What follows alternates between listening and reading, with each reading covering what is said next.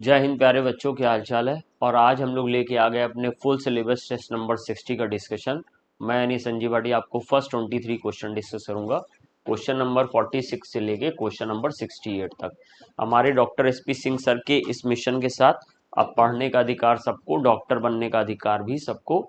आइए बच्चों, आज का सेशन स्टार्ट करते हैं। हमारे पास क्वेश्चन नंबर जो 46 आ रहा है उसमें कुछ स्टेटमेंट दिए गए हैं और इन स्टेटमेंट्स में हमें पता करना है कि कितने स्टेटमेंट्स करेक्ट हैं। तो देखिए क्वेश्चन में लिखा हुआ from the above statements how many statements are correct. एक एक करके स्टेटमेंट पढ़ेंगे, उनके बारे में समझेंगे। Drugs effective in cancer therapy are cisplatin and taxol. ये बात बिल्कुल सही है। ये आपको सम बेसिक कॉन्सेप्ट चैप्टर में एनसीईआरटी में मिल जाएगा। ये एनसीईआरटी की लाइन है। तो ये सिस्प्लेटिन और टेक्सोल से, वैसे तो हम लोग जब कोऑर्डिनेशन कंपाउंड पढ़ते हैं, कोऑर्डिनेशन केमिस्ट्री, तो उसमें सिस्प्लेटिन के बारे में दिया कि ये एंटी कैंसर या एंटी ट्यूमर एजेंट होता है। लेकिन टेक्सोल के बारे में some basic concept 11 part first chapter number 1 में दिया। If a gas at constant temperature and pressure expand then it's internal energy remain the same. क्योंकि देखो कांस्टेंट टेम्परेचर है तो प्रोसेस आइसोथर्मल होगा, और आइसोथर्मल में internal energy change delta U 0 होता और इंटरनल एनर्जी कांस्टेंट रहती है। तो अब ये रिमेन द सेम, यानी ये बात भी सही हो गई। फिर मुझे यहाँ पे नेक्स्ट की तरफ चल रहा हूँ।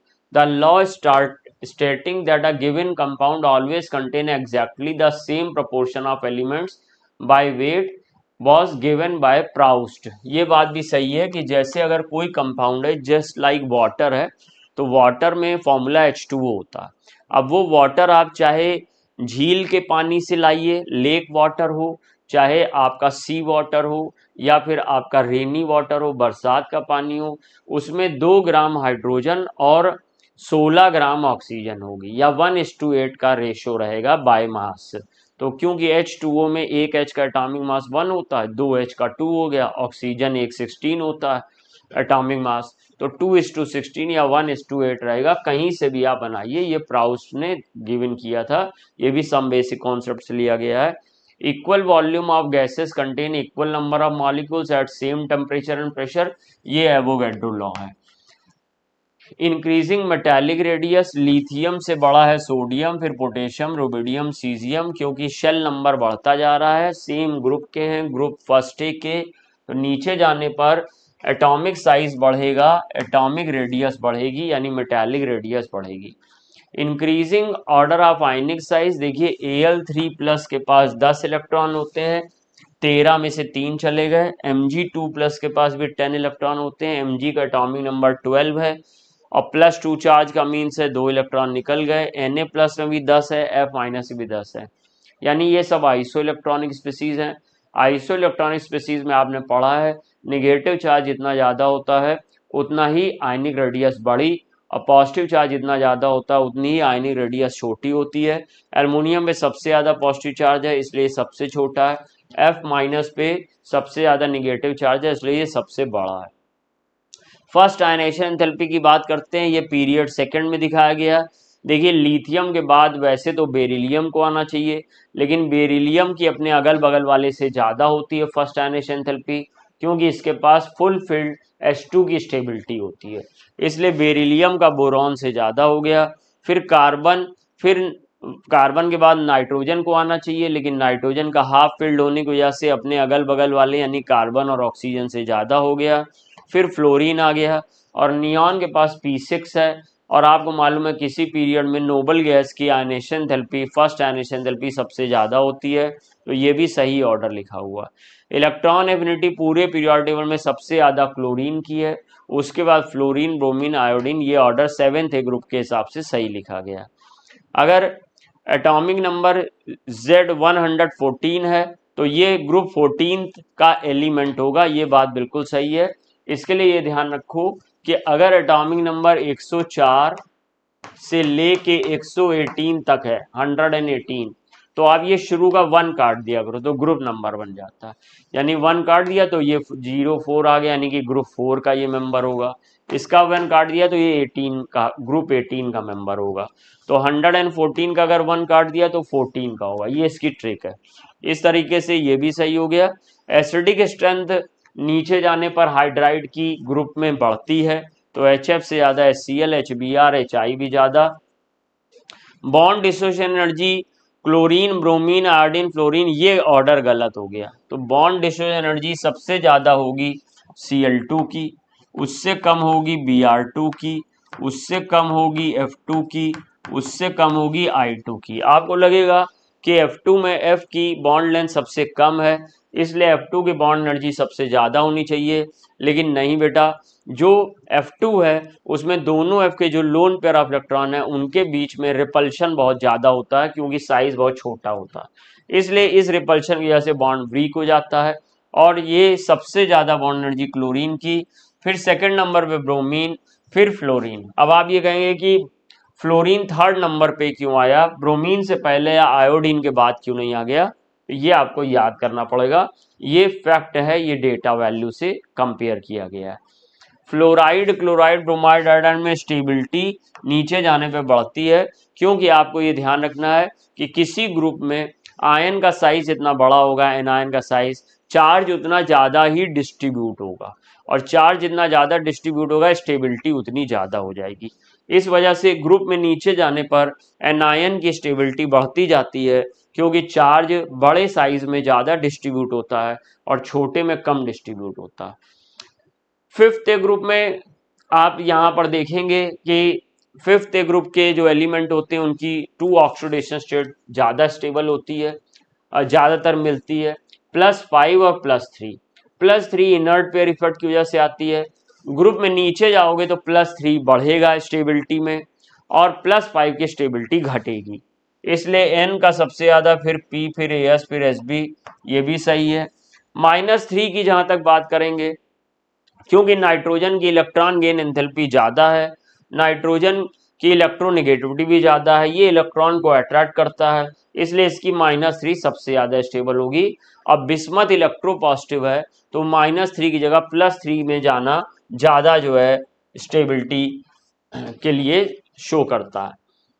Gallium has very low melting point और हाई बॉइलिंग पॉइंट, ये बात बिल्कुल सही है। गैलियम का जो मेल्टिंग पॉइंट होता है वो अप्रोक्सीमेट 30 डिग्री सेल्सियस तक होता है, और जो बॉइलिंग पॉइंट होता है वो 2400-2500 डिग्री सेल्सियस तक होता है। और यही वजह है कि गैलियम को हम लोग हाई टेम्परेचर थर्मोमीटर बनाने के काम में लाते हैं। और सीजियम भी सॉफ्ट मेटल है, इसका मेल्टिंग पॉइंट कम होता है, तो ये भी सही है। तो जितने हमने स्टेटमेंट देखे उसमें एक गलत है, बाकी सब सही है। तो स्टेटमेंट हैं कितने, 1 2 3 4 5 6 7 8 9 10 11 12 13 14 15। 15 स्टेटमेंट में एक गलत है, इसलिए सही आंसर होगा सेकंड, यानी कि 14 स्टेटमेंट सही होंगे। With respect to conformers of ethane, which of the following statement is true? Bond angle changes, तो बेटा बॉन्ड एंगल तो नहीं चेंज होता, ध्यान रखेंगे, आपने पढ़ा है। कन्फर्मर्स एथेन के दो हैं मेन, इक्लिप्स और स्टैगर्ड, और इक्लिप्स और स्टैगर्ड दोनों में बॉन्ड एंगल भी सेम है, बॉन्ड लेंथ भी सेम है, ये क्वेश्चन भी आया हुआ है। आप कहेंगे फिर सर उसमें चेंज क्या है, तो चेंज बेटा डाइहेड्रल एंगल का है या टॉर्सियोनल एंगल का। तो टॉर्सियोनल एंगल अलग अलग होते हैं, लेकिन बॉन्ड एंगल सेम होते हैं।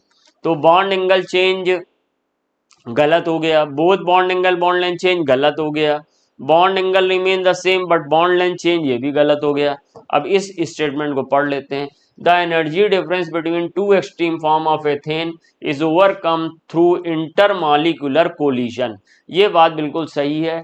इक्लिप्स्ड और स्टेगर्ड, जैसे कि मान लीजिए कि ये इक्लिप्स्ड है और ये स्टेगर्ड है, तो अब ये देखा जाता है कि इक्लिप्स्ड को स्टेगर्ड में बदलने के लिए या स्टेगर्ड को इक्लिप्स में बदलने के लिए लगभग 12.5 किलो जूल हीट की नीड होती है। और ये जो हमारा मॉलिक्यूल होता है इधर उधर घूमते हुए जब एक दूसरे के कांटेक्ट में आता है तो एक एनर्जी क्रिएट होती है, वो एनर्जी इसको ओवरकम कर देती है, कोलिजन एनर्जी इसको बोलते हैं।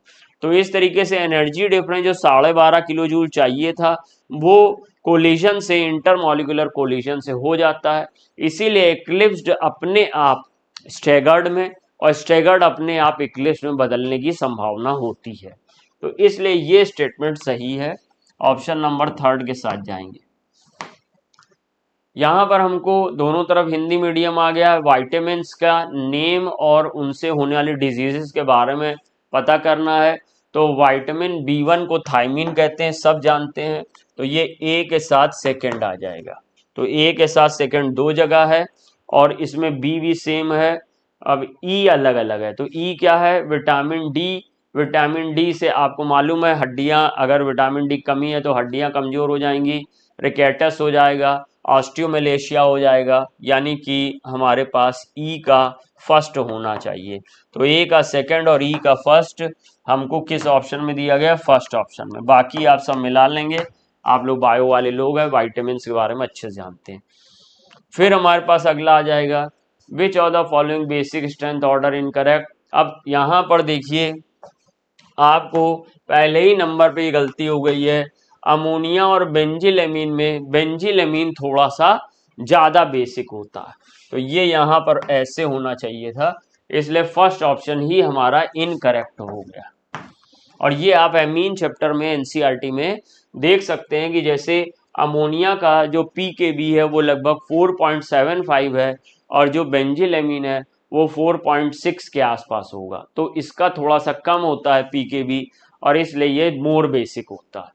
नेक्स्ट हमारे पास बात करेंगे इसमें, क्योंकि हम लोग यहाँ मान के चलेंगे कि ये कार्बन इसकी तरफ इलेक्ट्रॉन डेंसिटी दे रहा होगा, हालांकि फेनिल अपनी तरफ खींचता -I लगाता, लेकिन बट इस कार्बन की लेंथ कम होने की वजह से, पास होने की वजह से इलेक्ट्रॉन डेंसिटी इस पे बढ़ती है, जिसकी वजह से ये अमोनिया से ज्यादा बेटर बेस होता है। अब ये देखिए, ये एक हमारे पास 1 डिग्री एमीन है, ये इमीन है, ये एमाइन है, ये इमीन है और ये साइनाइड है। तो इसमें क्या है, जो डोनर एटम है, डोनर एटम आप देखिए, ये जो डोनर एटम है इसमें ये sp3 हाइब्रिडाइज है, ये sp2 हाइब्रिडाइज है, ये sp हाइब्रिडाइज है।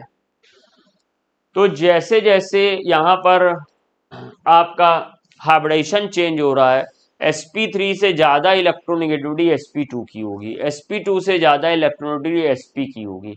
और ध्यान रखिएगा, इलेक्ट्रोनेगेटिविटी जितनी ज्यादा होती है डोनर एटम की, उसकी स्टेबिलिटी उतनी ज्यादा हो जाती है। एनायन की या लोन पेयर वाले डोनर एटम की स्टेबिलिटी ज्यादा हो जाती है तो उसका डोनेशन पावर घट जाता है। तो इसलिए आप ये कह सकते हो कि सेम पीरियड के अगर एलिमेंट हैं, सेम ग्रुप के नहीं चलेगा, सेम पीरियड के या सेम एलिमेंट, जैसे कार्बन, नाइट्रोजन, ऑक्सीजन, फ्लोरीन में कंपेयर कर रहे हैं, या कार्बन कार्बन में कंपेयर कर रहे हैं, या नाइट्रोजन में कंपेयर कर रहे हैं। तो सेम पीरियड के एलिमेंट में जितनी ज्यादा इलेक्ट्रोनेगेटिविटी डोनर एटम की होगी, उतना उसकी स्टेबिलिटी ज्यादा होगी और डोनर पावर कम हो जाएगी और वो वीक बेस हो जाएगा। तो basic strength inversely proportional to electronegativity होगी in same period. Same group में ऐसा नहीं होगा। फ्लोराइड, क्लोराइड, ब्रोमाइड, आयोडाइड या NH2- PH2- इसमें ऐसा नहीं चलेगा। तो ये तो सही दिया, मुझे इनकरेक्ट चाहिए था। अब यहां पर देखिए, ये ओ डोनर है। अब ये ओ डोनर को क्या हो रहा है कि 3+I इफेक्ट की वजह से इस पे पार्शियल माइनस बढ़ रहा, इसमें 2+I से पार्शियल माइनस थोड़ा कम है और इसमें केवल एक CH3CH2 है तो हल्का पार्शियल माइनस है। तो जितना इलेक्ट्रॉन डेंसिटी डिक्रीज होगी, डोनर स्ट्रेंथ घट जाएगी, बेसिक स्ट्रेंथ घट जाएगी। तो ये भी ऑर्डर सही दिया, ये भी ऑर्डर सही दिया है। और यहाँ फिर वही कॉन्सेप्ट आ गया कि देखो, ये CH2- है, ये CH डबल बॉन्ड माइनस है, ये C- है, यहाँ पर sp3 है और इलेक्ट्रोनेगेटिविटी 2.5 होगी, यहाँ पे sp2 है, इलेक्ट्रोनेगेटिविटी 2.8 अप्रॉक्स होगी या 2.756 ले सकते हो, और इसकी इलेक्ट्रोनेगेटिविटी 3.2 होगी। इलेक्ट्रोनेगेटिविटी जितनी बढ़ेगी सेम पीरियड में, डोनर कैपेसिटी उतनी घटेगी, बेसिक स्ट्रेंथ उतना घटेगा। तो ये भी बात सही लिखी हुई है।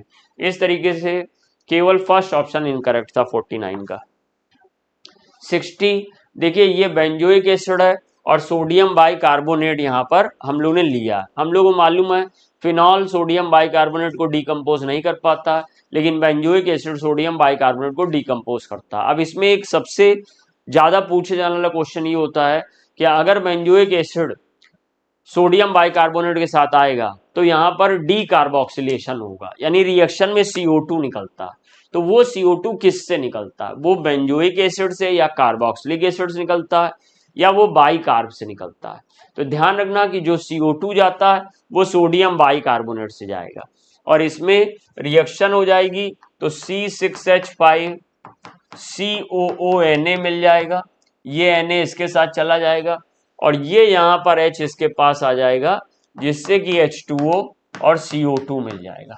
तो अब ये NaSCO3 में सिंपल है CO2 और यहाँ NaSCO3 में C14 है, तो इसके साथ तो सिंपल CO2 मिलेगी और सोडियम बेंजोएट मिलेगा, यानी A का R हो जाएगा और इसके साथ C14 है तो इसके साथ B का Q हो जाएगा। अब A का R एक ही में है इसलिए फर्स्ट ऑप्शन होगा सही।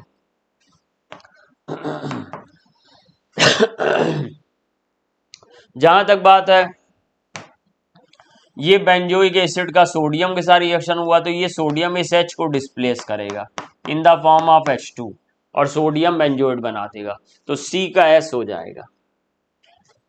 और ये बेंजीन सल्फोनिक एसिड है, बेंजीन सल्फोनिक एसिड की जब NaNH2 के साथ रिएक्शन होगी तो बेंजीन सल्फोनामाइड बन जाएगा, सोडियम बेंजीन सल्फोनामाइड, और यहाँ पर ये HNH2 के साथ NH3 निकाल देगा, तो यानी ये P हो जाएगा। 50 के बाद नेक्स्ट क्वेश्चन 51 है। ये देखिए ये PYQ का आया हुआ क्वेश्चन है। इसमें क्या हो रहा है, हमको इस कार्बोकेटाइन की स्टेबिलिटी को देखना है। अगर मान लो इस कार्बोकेटाइन की स्टेबिलिटी को ऐसे रेजोनेंस से स्टेबलाइज कराएं तो ये जो प्लस है ये बिल्कुल NO2 के नियर पहुंच जाएगा और NO2 इलेक्ट्रॉन विड्रॉइंग ग्रुप है, इस प्लस को अनस्टेबल करेगा। तो अगर ये ऐसे जाएगा रेजोनेंस से तो स्टेबिलिटी की जगह इसको अनस्टेबिलिटी मिल जाएगी। यहाँ पर तो NO2 के जस्ट बगल में प्लस है तो NO2 बहुत हाई इलेक्ट्रॉन विड्रॉइंग ग्रुप है और इस प्लस को यहाँ पे ये अनस्टेबलाइज करेगा या रेजोनेंस में भी जाएगा तो ये ऐसे प्लस के बगल में प्लस आएगा तो हाईली अनस्टेबल हो जाएगा। अब इसको देखिए सर, ये प्लस यहाँ से रेजोनेंस में जाएगा तो यहाँ प्लस आ जाएगा, थोड़ा इसको स्टेबिलिटी मिलेगा, फिर यहाँ से रेजोनेंस में जाएगा तो यहाँ प्लस आ जाएगा, यानी कि ये उस कार्बन पे नहीं आएगा प्लस जिस पे NO2 जुड़ा हुआ और इसलिए रेजोनेंस इसको स्टेबलाइज करेगा। इसलिए मुझे लगता है सबसे ज़्यादा स्टेबिलिटी इसी में होनी चाहिए। इसमें फिर से उसी कार्बन पर प्लस है जिस पे NO2 जुड़ा हुआ, इसलिए इसमें भी स्टेबिलिटी डिक्रीज कर रही है, इसमें भी स्टेबिलिटी डिक्रीज कर रही है, इसमें भी स्टेबिलिटी डिक्रीज कर रही है और इसमें स्टेबिलिटी इंक्रीज कर रही है। सो क्वेश्चन नंबर 51 के थर्ड ऑप्शन के साथ जाएंगे। क्वेश्चन नंबर 52 देखिए, कुछ स्टेटमेंट है और हमें नीचे पता करना है कितने स्टेटमेंट इसमें इनकरेक्ट हैं। बहुत अच्छे, इनकरेक्ट पूछ लिया, करेक्ट नहीं पूछा है, इनकरेक्ट पूछ लिया। Alkynes are more reactive than alkenes toward electrophilic addition reaction, गलत हो गया। रीजन क्या है? रीजन बेटा ये है कि जैसे मान लीजिए हमारे पास ये CH3 ट्रिपल बॉन्ड CH है और ये मान लीजिए कि इलेक्ट्रोफिलिक एडिशन रिएक्शन इसमें होती है, ये बॉन्ड ब्रेक करता है, तो बॉन्ड ब्रेक करने के बाद जो एल्काइन का इंटरमीडिएट है, एल्काइन का जो इंटरमीडिएट है वो ये बन जाएगा, ये बन जाएगा। मान लो यहां पे हमने ऐसे मिलके इलेक्ट्रोफाइल को अटैक कराया और अगर हमारे पास एल्कीन है और एल्कीन में हमने ये रिएक्शन कराई तो ये देखो, ये प्लस ये माइनस H प्लस से इसने कांटेक्ट कर लिया। अब जब H प्लस से कांटेक्ट कर लिया तो मेरा इंटरमीडिएट क्या मिला, CH3 CH प्लस CH3। अब कार्बोकेटाइन अगर हमारा प्लस चार्ज जो है हमारा डबल बॉन्ड वाले कार्बन पर है तो यह अनस्टेबल होगा और अगर सिंगल बॉन्ड वाले कार्बन पे तो स्टेबल होगा। जितना हमारा हाइब्रिडाइजेशन बढ़ेगा उतना यहाँ पर स्टेबिलिटी घटेगी, यानी कि ये हो जाएगा sp2, ये हो जाएगा sp3, sp2 sp, ऐसा हम लोग ले सकते हैं, कंपेयर कर सकते हैं। तो इसलिए ये है स्टेबल, ये है अनस्टेबल, इसलिए ये जल्दी रिएक्ट करेगा, ये देर से रिएक्ट करेगा। तो एल्काइन लेस रिएक्टिव होगा, एल्कीन मोर रिएक्टिव होगा। Alkynes are less reactive than alkenes towards electrophilic addition reaction. दोनों स्टेटमेंट सेम छप गए, मुझे पेपर देखना पड़ेगा कि अलग अलग है या सेम है। एल्काइंस आर लेस रिएक्टिव, ठीक है, लेस लिखा हुआ, तो ये सही हो गया, ये स्टेटमेंट सही हो गया, क्योंकि यहां हमने आपको एक्सप्लेन किया कि एल्काइंस लेस रिएक्टिव है in comparison to alkene. Alkynes decolourise Br2 water, ये भी ठीक है, ब्रोमीन वाटर को अनसैचुरेशन वाले जो मॉलिक्यूल होते हैं वो डीकलराइज करते हैं। Addition of HBr to alkene in presence of peroxide proceed via Markovnikov, गलत हो गया, क्योंकि यहाँ पे कौन सा लगेगा नियम, एंटी मार्कोनिकॉफ। सो हमको इनकरेक्ट चाहिए थे, तो दो इनकरेक्ट हो गए, एक फर्स्ट और एक फोर्थ। तो फर्स्ट और फोर्थ ढूंढिए किसमें है, थर्ड ऑप्शन में, तो थर्ड ऑप्शन के साथ जाएंगे। नेक्स्ट क्वेश्चन की तरफ चलेंगे। एक एल्कीन है ए जो ओजोनोलिसिस Zn वाटर के साथ करने पे प्रोपेनोन बना रही है। ओके, तो अगर हम लोग ने यहां पर ऐसा बना लिया, प्रोपेनोन हमारा क्या है, CH3 C double bond CH3, और साथ में बना रही है एथेनल बना रही है, तो C double bond O HCH3। और अब हम लोग को addition of HCl to alkene A, तो अब एल्कीन ए पहले पता कर लें कि एल्कीन ए है कौन। तो एल्कीन ए पता करने के लिए रूल आपको पता है कि जो दो हमारे पास कार्बोनिल कंपाउंड होते हैं, उन दो कार्बोनिल कंपाउंड के हम लोग ऑक्सीजन आमने सामने रख के O2 रिमूव कर देते हैं और दोनों कार्बोनिल कंपाउंड को डबल बॉन्ड से ऐड कर देते हैं। तो हमने यहाँ पे डबल बॉन्ड से ऐड कर दिया, CH3 CH3 C double bond CH3। अब ये हमारी एल्कीन ए है। अब इस एल्कीन ए पे HCl का एडिशन करिए, तो HCl का हमने एडिशन कर दिया, तो HCl का एडिशन करोगे तो मार्कोनिकॉफ एडिशन होगा, ये बॉन्ड ऐसे ब्रेक होगा, ये कार्बोकैटायन स्टेबल होगा, ये -H+ से जाके जुड़ेगा और यहां पर Cl आ जाएगा। तो जो मुझे कंपाउंड मिलेगा वो ये मिलेगा, CH3 CH3 Cl CH2 CH3, और ये हमारा B होगा। अब मुझे B का स्ट्रक्चर बताना है कि क्या है, B कौन है, तो आप यहां से मैच करिए। ये देखिए Cl कॉर्नर CH2 पे जुड़ा है, वो होगा नहीं। ये Cl दो CH3 पे जुड़ा है, CH2 CH3 थर्ड हो जाएगा। ये CH2 Cl पे जुड़ा है, ये होगा नहीं। और इसमें Cl इस बगल वाले कार्बन पे जुड़ा हुआ, ये भी नहीं होगा, इसलिए सही ऑप्शन थर्ड होगा। क्वेश्चन नंबर 54 देखेंगे। लिंडार कैटालिस्ट कॉलम नंबर 1 और कॉलम नंबर 2 को मैच करना। तो लिंडार कैटालिस्ट हम लोग जानते हैं कि PDBaSO4 हाइड्रोजन के साथ लेंगे और सल्फर और क्यूनोलोन की हम लोग पॉइजन ले सकते हैं। और अगर हमारे पास पैलेडियम BaSO4 में BaSO4 नहीं है तो कैल्शियम कार्बोनेट से भी काम चला सकते हैं। हालांकि NCERT ने केवल पैलाडाइज चारकोल को यूज किया। तो फिलहाल ये सब लोग चलते हैं लिंडार कैटालिस्ट में, तो ए का क्यू हो गया। बर्च कैटालिस्ट होता है Na लिक्विड अमोनिया, इसे बर्च रिडक्शन भी कहते हैं जब यूज करते हैं, और ये ट्रांस एडिशन में काम आता है। बेयर रीजन डाइल्यूट KMnO4 है, इसलिए S हो जाएगा। खैरेश इफेक्ट में HBr की रिएक्शन बेंजोइल पर ऑक्साइड की प्रेजेंस में होती है, इसलिए D का R हो जाएगा। तो इस तरह से अगर हम लोग मिलाएंगे तो हमको मिलेगा ऑप्शन नंबर A का Q दो जगह है, B का P मैच हो रहा है, C का S, यानी कि option number third, option number third match हो रहा है।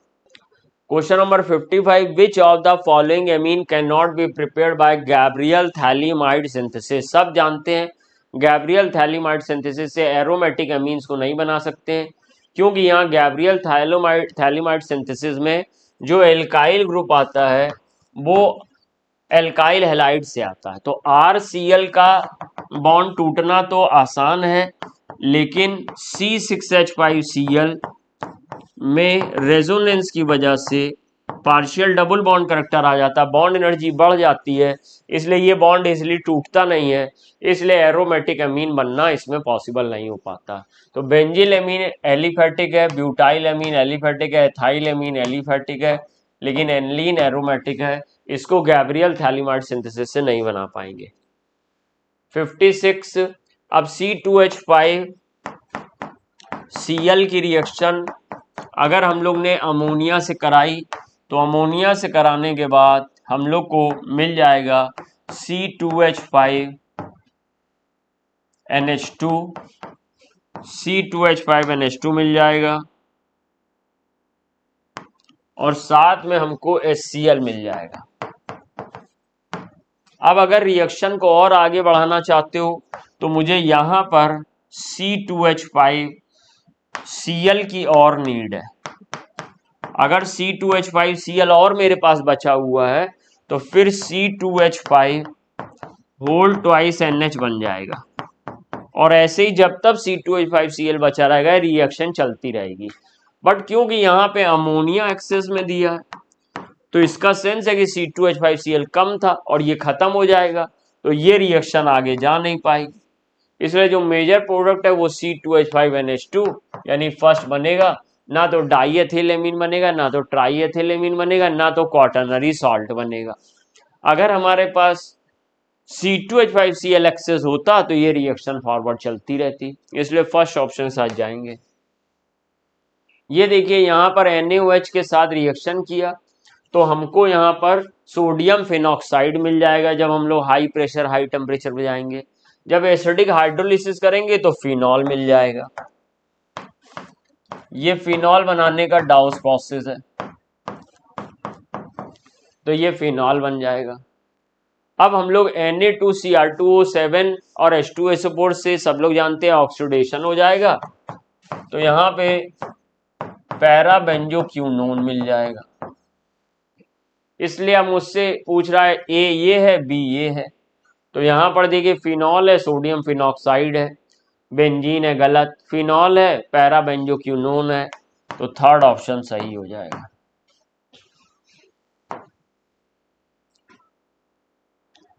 एसिटिलीन की जब हम लोग ने हाइड्रोलिसिस की मर्क्यूरिक सॉल्ट की प्रेजेंस में सल्फ्यूरिक एसिड के साथ, तो सबसे पहले स्टेप में मुझे मिल जाएगा CH3 C double bond O CH3, ये पहले स्टेप में मिल जाएगा। फिर दूसरे स्टेप में HCN से रिएक्शन कराई, तो जब HCN से रिएक्शन कराई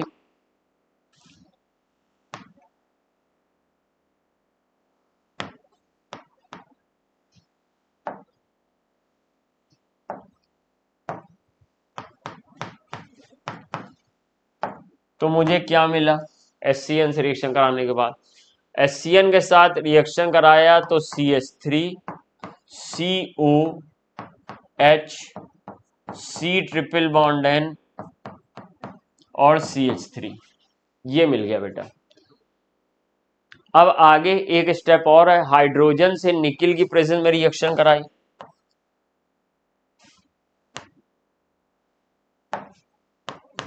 हाइड्रोजन से रिडक्शन हुआ निकिल की प्रेजेंस में, तो क्या होगा, हाइड्रोजन से आप रिडक्शन करोगे तो ये साइनो रिड्यूस हो जाएगा, ये अल्कोहल नहीं रिड्यूस होगा।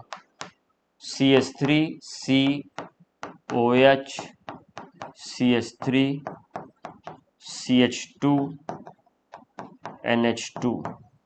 अब ऐसा आप चुन लीजिए, दो CH3 पे OH जुड़ा हुआ है और उसके आगे CH2 NH2 है, दो CH3 पे OH, दो CH3 पे OH, थर्ड, तो थर्ड ऑप्शन के साथ जाना चाहिए मुझे।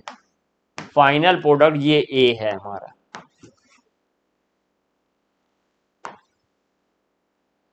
डाइल्यूट नाइट्रिक एसिड के साथ रिएक्शन कर रहा हो तो ऑर्थो और पैरा बनेगा, अगर कंसंट्रेट होता तो पिक्रिक एसिड बन जाता, तो ये तो रिएक्शन सही है।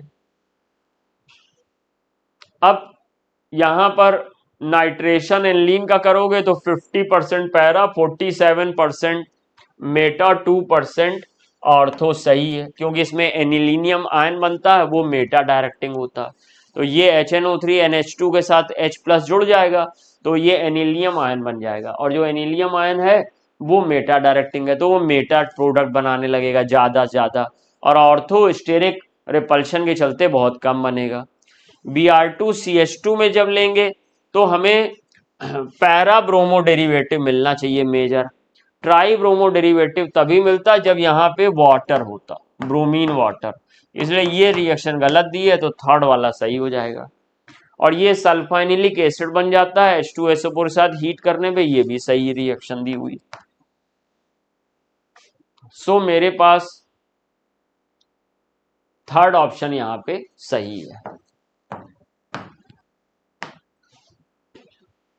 यहाँ पे हम लोग इस तरह का क्वेश्चन कई बार कर चुके हैं कि जब भी हमें एक ही एलिमेंट की 2 और मोर देन 2 आयनाइजेशन एंथैल्पी दी हो, फर्स्ट सेकंड थर्ड फोर्थ करके, तो हमें हर दो क्रमिक आयनाइजेशन एंथैल्पी का डिफरेंस पहले निकालना चाहिए।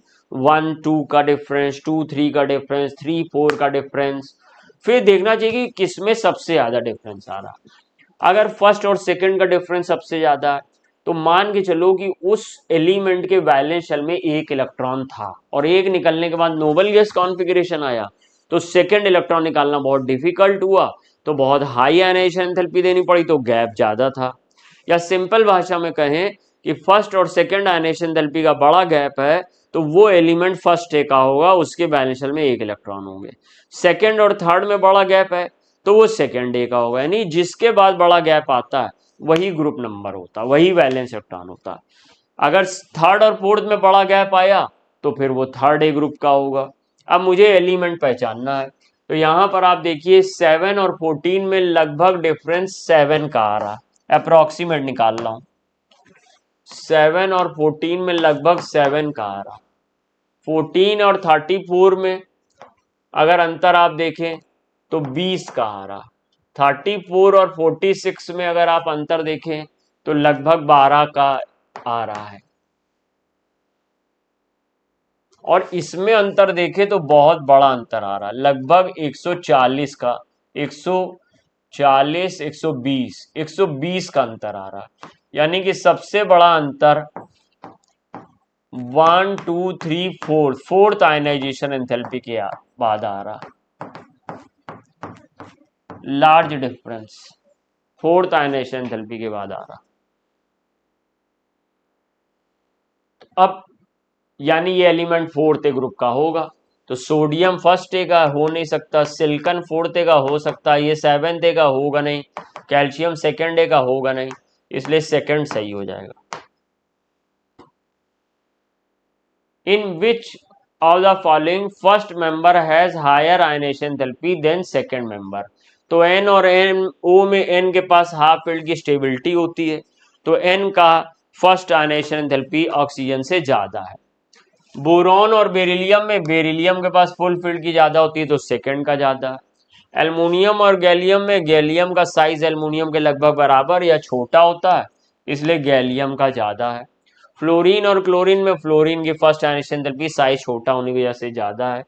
जिंक और गैलियम में जिंक के पास D10 है और गैलियम के पास D10P1 है, तो इसका इलेक्ट्रॉन, ये पी ब्लॉक का थर्ड ए ग्रुप का मेंबर है, तो इसके पास H2D10 है, तो स्टेबिलिटी ज्यादा है, इसलिए जिंक का गैलियम से ज्यादा होगा, जिंक का अपने अगल बगल वाले से ज्यादा होता, यानी कि जिंक का आयनाइजेशन एंथैल्पी कॉपर से तो ज्यादा ही है, गैलियम से भी ज्यादा है। फ्लोराइड और क्लोराइड में थोड़ा सा ट्विस्टेड है मामला।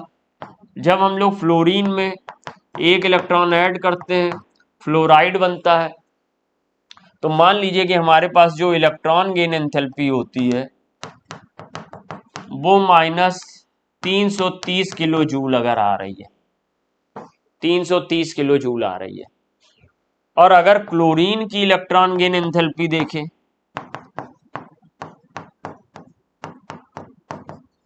तो ये -340 किलो जूल आ रही है, थोड़ी बढ़ के आ रही है। ये हाइपोथेटिकल डेटा लिया है, 325 to 350 के बीच का किलो जूल पर मोल का रहता है। आपको समझाने के लिए हाइपोथेटिकल डेटा ले लिया, बस ये बताना चाह रहे हैं कि क्लोरीन की इलेक्ट्रॉन गेन एंथैल्पी फ्लोरीन से ज्यादा होती है, मोर निगेटिव। क्लोरीन की सबसे हाईएस्ट निगेटिव होती है पूरे पीरियोडिक टेबल में। तो इसका 340 है, इसका 330 है। अगर हम लोग ये रिएक्शन को रिवर्स कर दें, यानी इलेक्ट्रॉन निकाल लें फ्लोराइड से, तो यही वैल्यू प्लस 330 हो जाएगा, प्लस 330। और इससे अगर इलेक्ट्रॉन निकालें तो प्लस 340 हो जाएगा। पहली नजर में तो आपको लगेगा कि फ्लोराइड छोटा है तो उसकी आयनेशन एंथैल्पी ज्यादा होगी क्लोराइड से, लेकिन अगर आप इलेक्ट्रॉन गेन एंथैल्पी के पॉइंट ऑफ व्यू से देखेंगे तो क्लोराइड की आयनेशन एंथैल्पी ज्यादा है इन कंपैरिजन टू फ्लोराइड। हालांकि यहाँ पे फर्स्ट आयनेशन एंथैल्पी दिया गया है, तो फर्स्ट आयनेशन एंथैल्पी तो न्यूट्रल एटम से निकाली जाती है, तो एनायन नहीं देना चाहिए था उस हिसाब से। लेकिन अगर हम लोग बस पहला ही इलेक्ट्रॉन निकालने का ही सोच रहे हैं तो हम इसको कंपेयर कर लेते हैं। तो हमको कौन से पेयर का फर्स्ट मेंबर ज्यादा है, तो ए का ज्यादा है भाई, ई का ज्यादा है और डी का ज्यादा है, ए ई और डी, यानी A D E second option match कर रहा है। तो 61 का सेकेंड ऑप्शन मैच कर रहा है हमारा। नेक्स्ट क्वेश्चन की तरफ चलेंगे।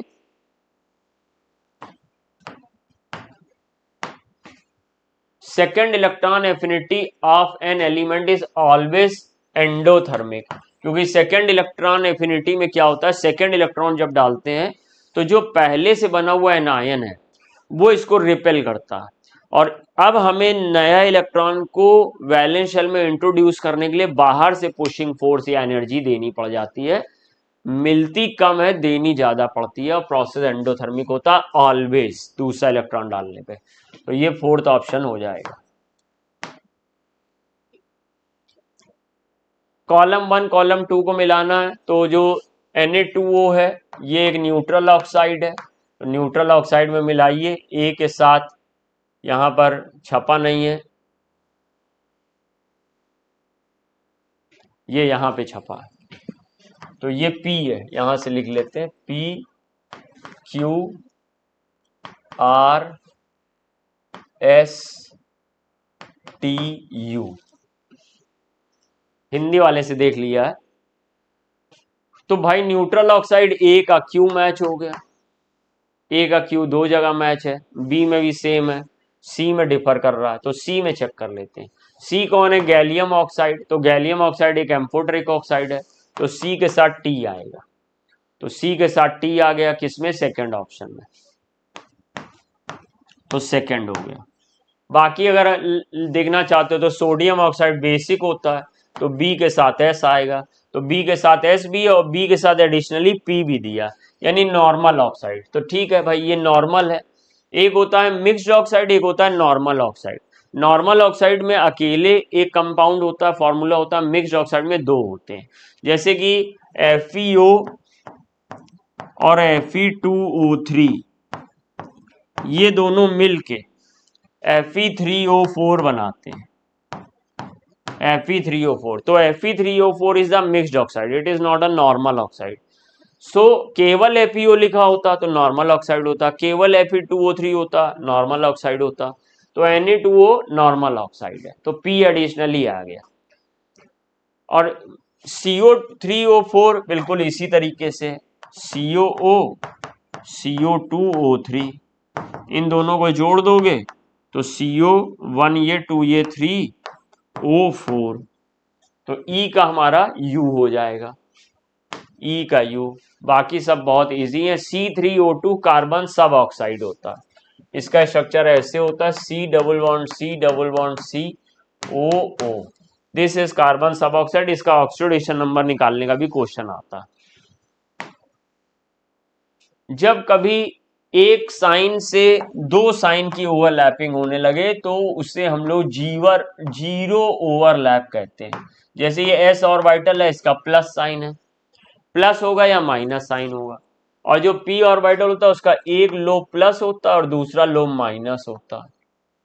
तो अब ये प्लस प्लस के साथ जब मिलता है तो बॉन्डिंग ऑर्बिटल बनती है, और प्लस माइनस पे जब गिरता है तो एंटी बॉन्डिंग ऑर्बिटल बनती है। अब ये बॉन्डिंग बनाना चाहेगा, ये एंटी बॉन्डिंग, तो नो बॉन्ड फॉर्मेशन होगा, zero bond formation, zero overlapping. तो फर्स्ट में जीरो ओवरलैपिंग है। इसमें देखिए प्लस माइनस, और अब ये अंडर ये ओवरलैप हो गया प्लस माइनस। अब प्लस प्लस के साथ फिर बॉन्डिंग बनाना चाहेगा, प्लस माइनस के साथ एंटी बॉन्डिंग बनाना चाहेगा, नो बॉन्डिंग हो जाएगी। सेम चीज यहां पे हो जाएगी, तो फोर्थ ऑप्शन सही होगा। सिग्मा और पाई का रेशो काउंट करना है, तो मुझे तो पहला दिखाई दे रहा, C2CN4 बहुत फेमस है, 9 सिग्मा 9 पाई होना चाहिए, लेकिन ऑल ऑफ अबव भी है तो बाकी भी हो सकते हैं।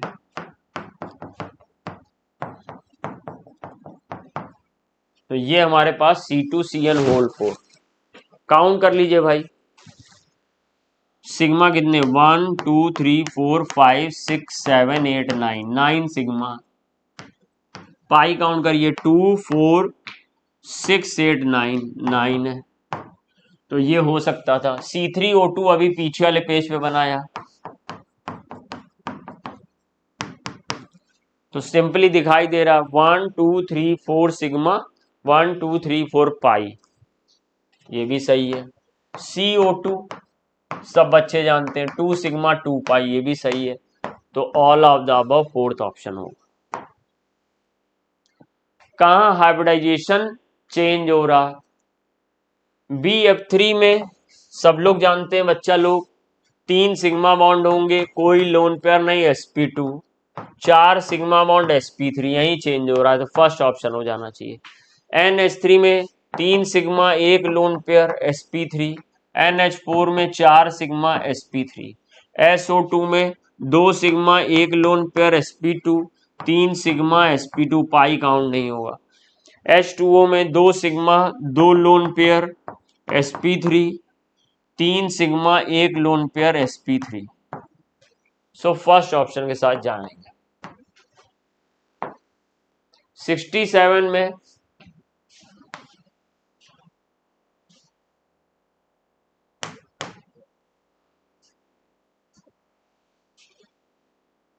इलेक्ट्रॉन डॉट स्ट्रक्चर नहीं यहां प्रिंट हुआ है, पेपर की हेल्प ले लेता हूं। कहां गया क्वेश्चन, कौन सा है, 67, ठीक। N double bond N, double bond N, lone pair, lone pair, lone pair, lone pair. तो अब देखो, जब नाइट्रोजन 4 बॉन्ड बना रहा है, तो सब लोग जानते हैं कि नाइट्रोजन पे प्लस चार्ज आएगा, तो ये कार्बन लाइक बिहेव करेगा। नाइट्रोजन के वैलेंस शेल में 5 इलेक्ट्रॉन होते हैं, एक निकाल दो 4 बचेंगे, तो 4 बॉन्ड बनाएगा। और अगर नाइट्रोजन 2 बॉन्ड बना रहा है और 2 लोन पेयर बच रहा है उसके पास, इसका मीन्स है वो ऑक्सीजन लाइक बिहेव कर रहा है, तो इसके ऊपर एक माइनस आ रहा है, इसके ऊपर भी एक माइनस आ रहा, तो जो फॉर्मल चार्ज हो जाएगा, पहले वाले एन पे -1, दूसरे पे +1, तीसरे पे -1, सेकेंड ऑप्शन होगा। CO2 is non polar molecule, बिल्कुल सही, क्योंकि CO2 लीनियर होता, इसमें 2 पोलर बॉन्ड तो होते हैं, माइनस प्लस माइनस प्लस, एक वेक्टर इस साइड जाएगा, एक वेक्टर इस साइड जाएगा, दोनों वेक्टर न्यूट्रलाइज कर देंगे, तो टोटल डायपोल मोमेंट 0 हो जाएगा, ये नॉन पोलर हो जाएगा। SO2 क्यों पोलर है, क्योंकि SO2 V शेप है, तो एक वेक्टर ऐसे जाएगा, एक वेक्टर ऐसे जाएगा, लोन पेयर का वेक्टर इस तरीके से जाएगा, और ये तीनों वेक्टर एक दूसरे को न्यूट्रलाइज नहीं करेंगे, तो टोटल डायपोल मोमेंट 1.62 डेबे आ जाएगा। तो क्या लिखना चाहिए, CO2 is linear where as SO2 is bent shape, fourth option. इस तरह से बच्चों हमने अपने वाले पार्ट के क्वेश्चन डिस्कस किए, उम्मीद है आप समझ पाए होंगे, बाकी क्वेश्चन विजय सर डिस्कस करेंगे। चलिए बेटा, 68 तक संजू सर ने कर दिया, 69 ऑनवर्ड देखिए। क्वेश्चन नंबर 69, ट्रेस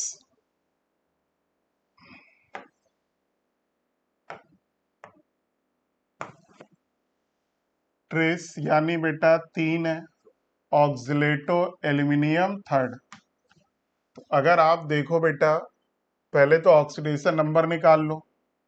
पहले वाले में +3 आएगी, दूसरे वाले में -6 +3 9 बेटा इम्पॉसिबल, तीसरे वाले में बेटा +6 आएगी इम्पॉसिबल, और चौथे वाले में बेटा +4 आएगी इम्पॉसिबल। तो आपको बेटा 3 वाला ढूंढना है, तो आंसर क्या हो गया? फर्स्ट हो गया। और देखो ऑक्सिलेट बेटा बाइडेंटेट है और 3 है, तो वर्ड क्या यूज होगा? ट्रिस। तो 69 का बेटा फर्स्ट, ऑक्सीडेशन नंबर से ही पता चल जा रहा है। ठीक है ना? चलिए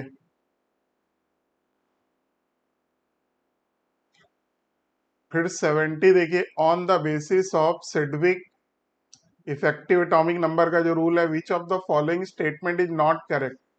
पहला देखो बेटा, पहला बेटा mn कितना है? 25 प्लस बेटा कितना ले लिया? 12, कितना हो गया? 25 12 37। स्टेबिलिटी के लिए बेटा उसके पास कितना होना चाहिए? 36। ठीक है ना? तो अगर 37 से एक इलेक्ट्रॉन निकाल दें तो बेटा 36 हो गया। ठीक है ना? तो एक इलेक्ट्रॉन बेटा कैसे निकलेगा? निकालने का मतलब बेटा रिड्यूसिंग एजेंट का काम करेगा। सही है।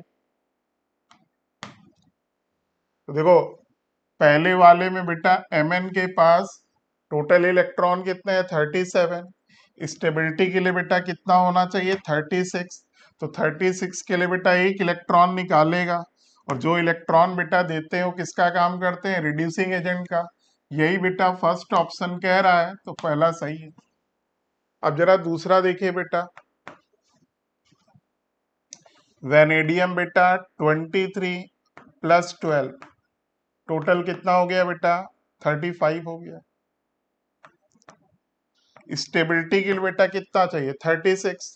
तो 36 बेटा कब होगा? जब वो एक इलेक्ट्रॉन लेगा तब 36 होगा। तो बेटा इलेक्ट्रॉन लेने वाला बेटा क्या होता है? ऑक्सीडाइजिंग एजेंट होता है। ठीक है ना? तो वेनेडियम बेटा एक इलेक्ट्रॉन लेगा तब 36 हो रहा। यहाँ देखो एक इलेक्ट्रॉन दे रहा था तो रिड्यूसिंग एजेंट, यहाँ बेटा एक इलेक्ट्रॉन लेने पर 36 हो रहा। तो ये बेटा आपका ऑक्सीडाइजिंग एजेंट सही है। अब देखिए बेटा थर्ड वाले में,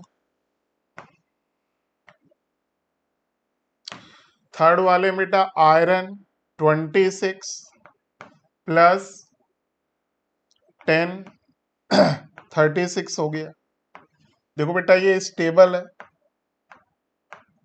ना तो इलेक्ट्रॉन लेगा ना देगा बेटा। तो ये बेटा ना इलेक्ट्रॉन लेगा ना इलेक्ट्रॉन बेटा देगा, तो ना ऑक्सीडाइजिंग एजेंट का काम करेगा ना रिड्यूसिंग एजेंट का। और यहाँ लिखा है दोनों का काम करेगा, बेटा स्टेटमेंट गलत है। ठीक है ना? तो ये वाला बेटा थर्ड वाला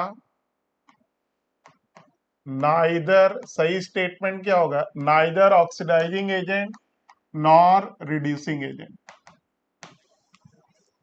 अब चौथा वाला देखो बेटा, वैसे इसको देखो बेटा 25 + 10 35 हुआ। ठीक, अगर इसको एक मिल जाए तो बेटा स्टेबल हो जाएगा। तो ये अपनी स्टेबिलिटी के लिए बेटा क्या होता है? डाइमराइज हो जाता है।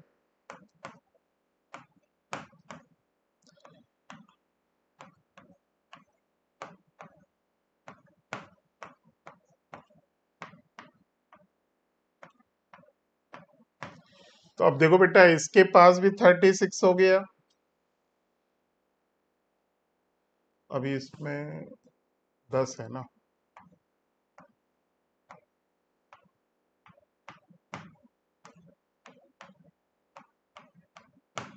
इसके पास भी बेटा 36, इसके पास भी 36, क्योंकि ये वाला जो बॉन्ड पेयर है बेटा इसमें भी काउंट होगा, इसमें भी काउंट।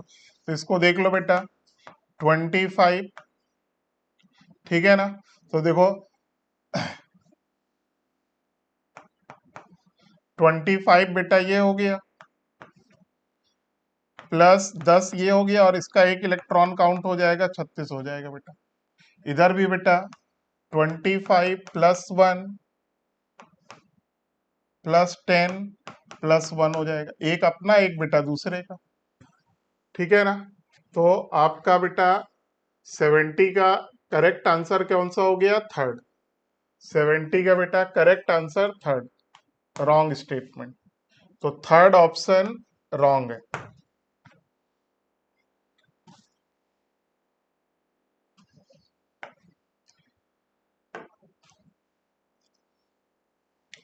अगला देखिए,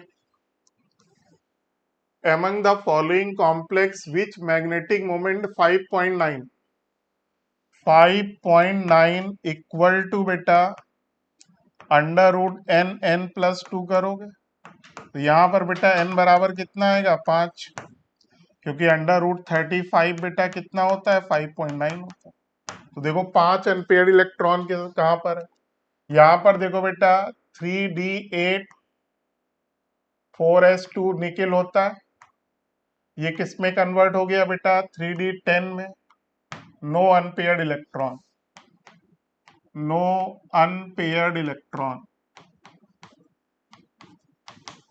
तो इसका बेटा म्यू क्या होगा 0 हो जाएगा।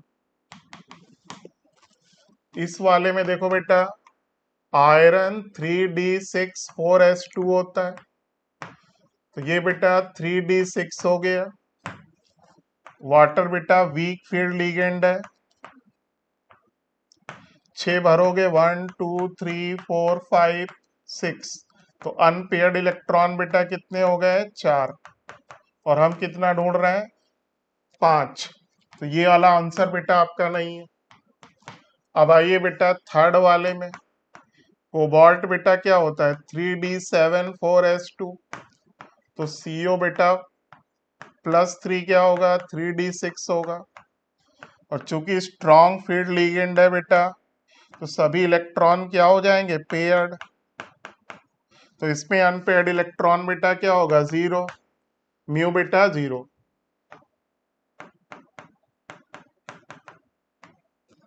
अब आइए इस वाले में बेटा MnBr में 3d5 4s2 होता है, Mn+2 बेटा कितना होगा 3d5, तो देखो बेटा यहाँ 5 अनपेयर्ड इलेक्ट्रॉन है, तो इसका म्यू बेटा कितना होगा 5.9, ये आपका बेटा करेक्ट आंसर है। ठीक है,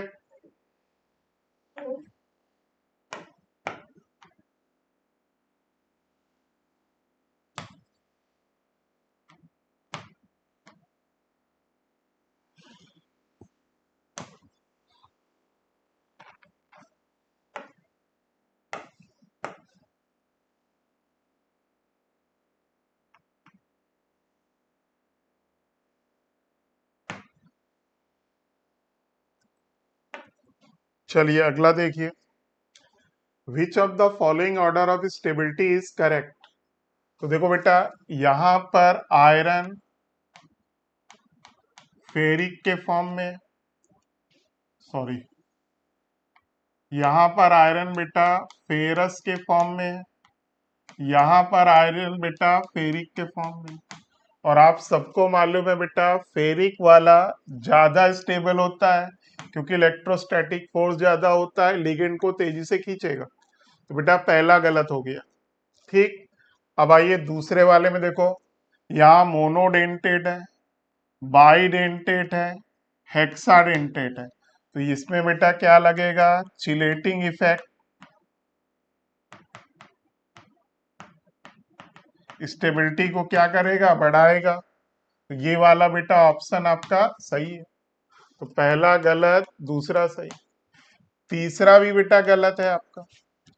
ठीक है ना, ऊपर से नीचे जाने पर देखो बेटा यहाँ पर ऑक्सीडेशन नंबर, यहाँ पर बेटा +3, वैसे कॉपर की +3 होती नहीं है, यहाँ पर +3 है, यहाँ पर +3 है।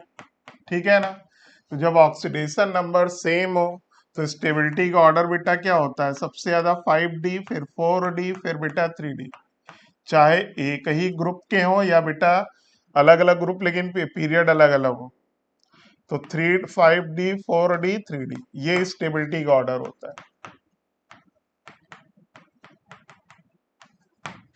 तो ये वाला ऑर्डर भी आपका गलत है। सही क्या होता है सबसे ज्यादा स्टेबल ये, फिर ये, फिर ये। थर्ड में बेटा सही ऑप्शन क्या होता IR, उल्टा हो जाता आपका, तो 72 का बेटा सेकेंड। 73 देखो बेटा, ऑर्डर ऑफ स्टेबिलिटी सबने पढ़ा होगा बेटा, inert pair effect, inert pair effect third group, fourth group, fifth group में लगता है। तो देखो फोर्थ ग्रुप है NS2NP2। तो बेटा ऊपर से नीचे जाने पर NS इलेक्ट्रॉन बॉन्डिंग में पार्टिसिपेट नहीं करते, तो ऊपर से नीचे जाने पर बेटा +2 की स्टेबिलिटी बढ़ती है, +4 की स्टेबिलिटी बेटा घटती है। तो ये वाला ऑर्डर बेटा बिल्कुल सही है। कार्बन बेटा किसमें ज्यादा स्टेबल होता है? +4 में। और SN बेटा किसमें ज्यादा स्टेबल होता है? +2। सही लिखा है। फिर देखो कार्बन, सिलिकॉन, जर्मेनियम ऊपर से नीचे जाने पर बेटा एसिडिक कैरेक्टर बढ़ता है, बिल्कुल सही है, सॉरी घटता है। भाई ये प्योर नॉन मेटल है, ये एम्फोटेरिक है, एम्फोटेरिक है बेटा, तो ये स्टेटमेंट, ये वाला ऑर्डर भी आपका सही है। तो पहला भी सही है, दूसरा भी सही है। अब देखो ऊपर से नीचे जाने पर कैटिनेशन प्रॉपर्टी बेटा, सबसे ज्यादा कैटिनेशन प्रॉपर्टी किसकी होती? कार्बन की, फिर सिलिकॉन की, ये इक्वल होती, फिर लेड की। तो ये वाला भी सही है। यहाँ पर बेटा गलत है। तो देखो ऊपर से नीचे जाने पर नो डाउट आयनाइजेशन एनर्जी बेटा क्या होती है? घटती है, क्योंकि सेल का साइज बढ़ता है, लेकिन पीबी की बेटा एसएन से ज्यादा होती है, पीबी की एसएन से ज्यादा। तो करेक्ट ऑर्डर क्या होगा? Carbon, silicon, germanium, lead, SN, ये इसका करेक्ट ऑर्डर है। तो ये वाला बेटा आपका गलत है। तो करेक्ट आंसर बेटा क्या हो गया? 4। 73 का बेटा 4। 74 दीजिए। Use of H2S as a reagent for qualitative analysis of cation is based on. देखो H2S बेटा सेकेंड ग्रुप में भी यूज होता है एसिडिक मीडियम में, फोर्थ ग्रुप में यूज होता है बेटा बेसिक मीडियम में। तो पूछ रहा उसका कारण क्या है? H2S फॉर्म कलर्ड सल्फाइड, कोई मतलब नहीं इसका। H2S बेटा एक वीक एसिड है, and we can control the degree of ionization by H2S by adding HCl NH4। बिल्कुल सही बेटा, कॉमन आयन इफेक्ट लग जाता है। देखो बेटा H2S किस में टूटता है? H plus HS minus. अगर आप इसमें बेटा HCl ऐड करोगे, यानी H प्लस ऐड करोगे, तो रिएक्शन बेटा किधर जाएगी? बैकवर्ड जाएगी। ठीक, रिएक्शन बेटा किधर जाएगी? बैकवर्ड। अच्छा सल्फाइड में प्रेसिपिटेट होता है ना, तो इसको 2H प्लस कर लो बेटा।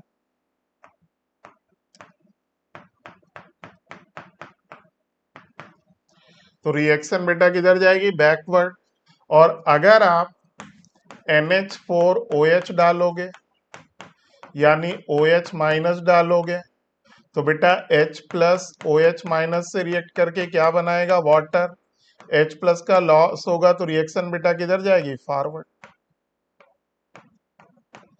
तो आप बेटा HCl ऐड करके रिएक्शन बैकवर्ड ले जा रहे हो, H प्लस घटेगा, पीएच बेटा बढ़ेगी, ठीक है ना।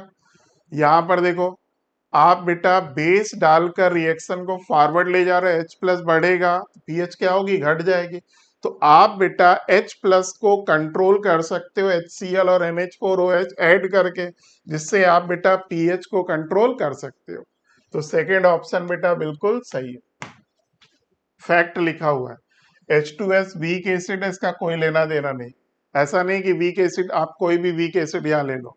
और इसका भी बेटा colour of the metal sulphide precipitate depend upon the pH, और इसका भी इससे कोई लेना देना नहीं। ठीक, तो ये फैक्ट बात है। H2S एक वीक एसिड है, आप HCl और NH4OH डालकर बेटा H प्लस को कंट्रोल कर लेते हो, जिससे बेटा पीएच आपकी कंट्रोल हो जाती है। तो 74 का सेकेंड। 75 देखो, oxidation state of D and F block element differ by 1 unit. सही स्टेटमेंट है। जैसे बेटा क्यूप्रस, क्यूप्रिक, एक का अंतर, फेरस, फेरिक, एक का अंतर। उसी तरीके से देखो बेटा एफ ब्लॉक, एफ ब्लॉक वाले बेटा प्लस मैक्सिमम क्या शो करते हैं, मोस्टली बेटा क्या शो करते हैं, +3, लेकिन कुछ प्लस भी शो करते हैं और कुछ बेटा +2 भी शो करते हैं। तो डिफरेंस देखोगे तो यहाँ पर भी 1 का है और यहाँ पर भी डिफरेंस बेटा 1 का है।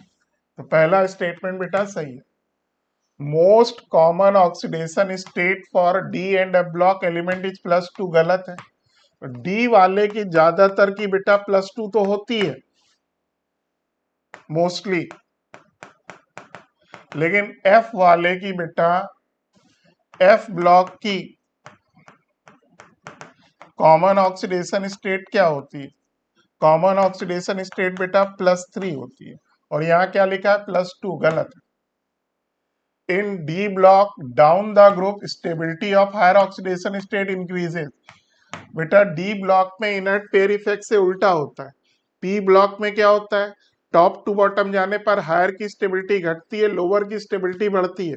लेकिन डी ब्लॉक में क्या होता है, जब आप ऊपर से नीचे जाते हैं तो हायर की स्टेबिलिटी बढ़ती है, लोअर की स्टेबिलिटी घटती है। सही स्टेटमेंट है बेटा ये। फिर लैंथेनियम 4F स्टार्ट होने के पहले वाला मेंबर है 57। एक्टिनियम एक्टिनाइड सीरीज स्टार्ट होने से पहला मेंबर है आपका, ठीक है, 89। तो लैंथेनियम इसके बाद से बेटा 4F, इसी के नाम के बिहाफ पर लैंथेनाइड है, लेकिन लैंथेनियम बेटा डी ब्लॉक का है, एक्टिनियम भी बेटा डी ब्लॉक का है, ठीक है। तो ये बेटा सही ऑप्शन, ठीक। आपका बेटा 4F कहाँ होता है, 58 से 78 तक होता है, लेकिन लैंथेनाइड बेटा आपका कौन सा है, 57, ठीक। तो 3D 4D 5D 3, ये बेटा 5D का मेंबर है और ये बेटा 6D का मेंबर है। ये 5D का फर्स्ट मेंबर है और ये 6D का बेटा फर्स्ट मेंबर है। फिर देखो 76, PCl5 को बेटा हम गर्म कर रहे हैं, क्या बना रहे हैं, PCl3 + Cl2। T बराबर 0 पर देखो बेटा हमने कितने मोल लिए, 5, 0, 0। अब ये कह रहे हैं बेटा 50% टूटने पर बताओ टोटल मोल कितने होंगे एट इक्विलिब्रियम। 50% मतलब आधा बेटा टूट गया, तो देखो यहाँ 1:1 का रिलेशन है, तो यहाँ कितना बनेगा, 5। तो टोटल बेटा कितना हो गया, 5 + 5 + 5 15, ठीक। और अगर केसी पूछा होता तो बेटा आंसर होता 5। 76 का बेटा 4। 77 देखो, what is the concentration of barium ion when BaF2 begin to precipitate। देखो बेटा इस वर्ड को पकड़ो, begin to precipitate is just start precipitate। Start होने की पोजीशन में जब भी बेटा begin to precipitate लिखा हो, स्टार्ट precipitation लिखा हो, तब KSP बराबर IP कर देना, 4 जगह पे करना।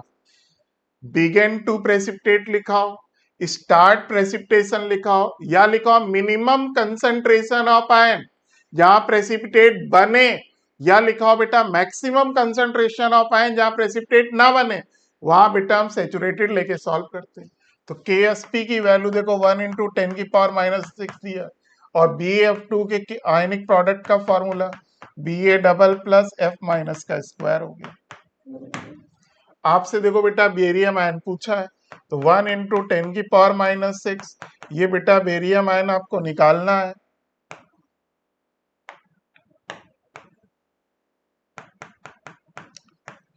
आप देखो बेटा आपको फ्लोराइड आयन बेटा कितना दिया है, 0.3, तो बेरियम आयन बेटा कितना आ गया, 1 × 10⁻⁶ अपॉन 0.09 हो गया, स्क्वायर कर दिया बेटा। तो Ba डबल प्लस यहां से सॉल्व करोगे तो बेटा आ जाएगा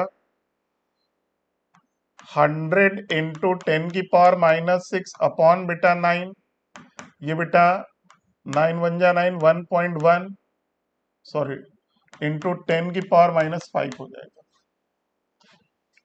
भाई देखो चलो एक स्टेप और कर लेते हैं, ये लगभग 11 × 10⁻⁶ हुआ, तो 1.1 × 10⁻⁵ हो।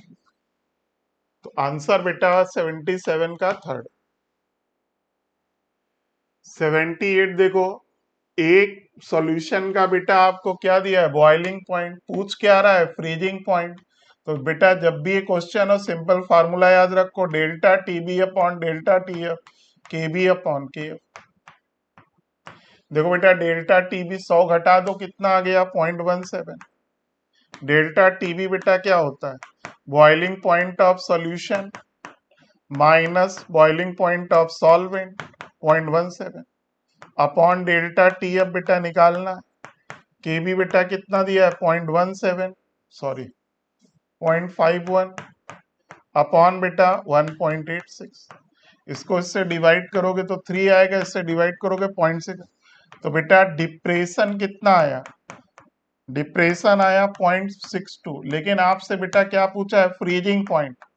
फ्रीजिंग पॉइंट बेटा उतना ही क्या हो जाता है, माइनस, जीरो से घटा लीजिए।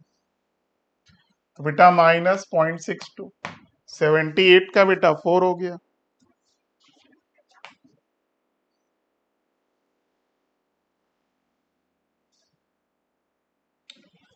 सेवेंटी नाइन देखिए, एक रिएक्शन बेटा स्पॉन्टेनियस है at low temperature, low temperature पे स्पॉन्टेनियस है, यानी बेटा वो रिएक्शन क्या है, exo. Exo is favoured by low temperature, तो डेल्टा एच बेटा क्या होगा, लेस देन जीरो। और आप सबको मालूम होना चाहिए एक्सो में एंट्रोपी बेटा क्या होती है, घटती है।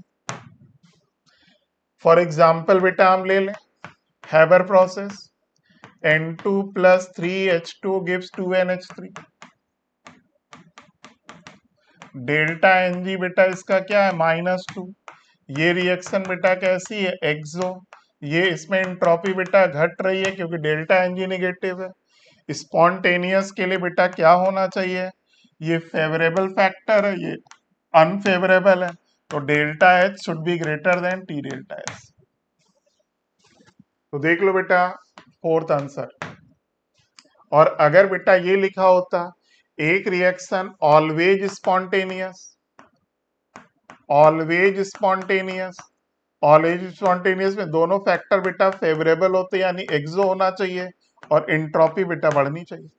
अगर बेटा पूछता always non spontaneous, non spontaneous पूछता तो दोनों फैक्टर बेटा अनफेवरेबल होते, यानी एंडो होता और एंट्रोपी बेटा घटती।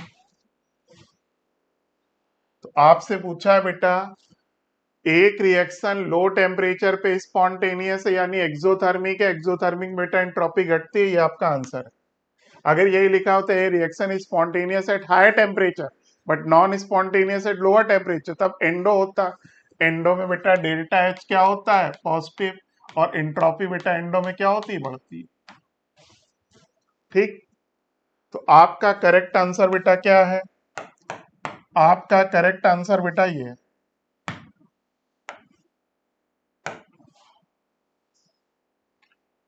फिर देखिए equal volume of acetic acid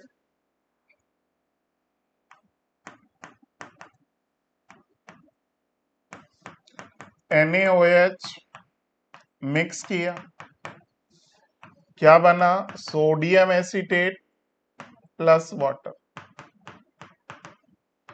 देखो बेटा ये कितना लिया, 0.01, 0.01 है, 0.0। आफ्टर रिएक्शन ये जीरो बेटा ये 0.01 है। ठीक, अब देखिए बेटा यहाँ वॉल्यूम V है, यहाँ वॉल्यूम V है, यहाँ बेटा टोटल वॉल्यूम क्या हो जाएगा, 2V। तो आफ्टर मिक्सिंग सॉल्यूशन में केवल क्या होगा, सोडियम एसीटेट, और उसकी मोलैरिटी बेटा क्या होगी, 0.01/2। Why, because volume is double, volume double मतलब कंसंट्रेशन आधा। अब देखो आपसे बेटा क्या पूछा है, मोलर कंडक्टेंस, तो मोलर कंडक्टेंस का फॉर्मूला बोलो, 1000 K अपॉन मोलैरिटी। ये बेटा 1000 K की वैल्यू रख दो 6.3 इंटू 10⁻⁻⁴, और वहां देखो बेटा क्या निकाला, 0.01/2 कर दो। सॉल्व करके देख लो बेटा, ये आ जाएगा आपका 1000 into 2 into 6.3 into 10⁻⁻4 divide by 0.01। Solve करके देख लीजिए बेटा, 126 आ जाएगा। 80 का बेटा हो गया थर्ड। 81 देखिए, आप एक्वस NaCl की इलेक्ट्रोलिसिस कर रहे हैं, तो बेटा एनोड की ओर कौन से दो आयन जाएंगे? वाटर का OH minus, Cl minus chlorine का। कौन ऑक्सीडाइज होता है? Cl minus. क्या प्रोड्यूस करेगा? Cl2 by losing 2 electron. ये ऑक्सीडाइज होगा, ये नहीं होगा। कैथोड पर बेटा क्या होगा? कैथोड पर वाटर का क्या पहुंचेगा? H+। ठीक है, और बेटा Na+ NaOH का, ये रिड्यूस होगा, ये नहीं होगा। Twice of H+ plus 2 electron gives H2। अब देखो सॉल्यूशन में बेटा क्या बचा? Na+ as it is, OH minus as it is, ये क्या बना लेगा बेटा? NaOH। तो देखो क्लोरीन एट एनोड सही है, NaOH as electrolyte, hydrogen at cathode सही है। तो करेक्ट आंसर बेटा क्या हो गया? 4। तीनों स्टेटमेंट बेटा सही है। फिर 82, विच of the following contain largest number of carbon atom? Atom पूछ रहा, तो पहले बेटा क्या निकालो? मोल। 15, इथेन का मॉलिक्यूलर वेट 30, 1/2 बेटा क्या हो गया? मोल। ठीक, 1/2 इंटू N0 बेटा क्या हो गया? एटम। मॉलिक्यूल, एटम के लिए क्या किया बेटा? इंटू बेटा एक, ये C2H6 है बेटा, तो C2H6 में कितने कार्बन बेटा? 2। ये कैंसिल हो गया बेटा, N0 हो गया। अब आइए जरा सोडियम ऑक्सिलेट में 40.2, मॉलिक्यूलर वेट देखो 134 होगा, तो लगभग बेटा ये 0.3 हो गया। अब आइए जरा कार्बन एटम 0.3, सोडियम ऑक्सिलेट का फॉर्मूला बेटा Na(C2O4), Na2C2O4। ठीक, तो यहां पर बेटा कितने का इंटू 2 कर दिया, 0.6 N0 हो गया।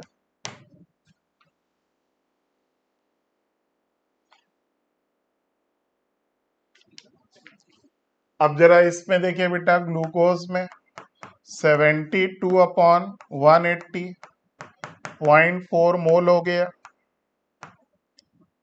0.4 इंटू N0, ग्लूकोज बेटा क्या होता है? C6H12O6, 6 का गुणा किया, 2.4 N0 हो गया। पेंटेन आइए 35 C5H12, ठीक, 12 पंचे 60, 2 72, तो लगभग बेटा ये 0.5 के आसपास है। एटम में आओ, 0.5 इंटू N0, और एक में बेटा कितना है? 5, 2.5 N0 हो गया। ठीक, तो सबसे ज्यादा बेटा किसमें दिख रहा? पेंटेन में, 82 का बेटा 4।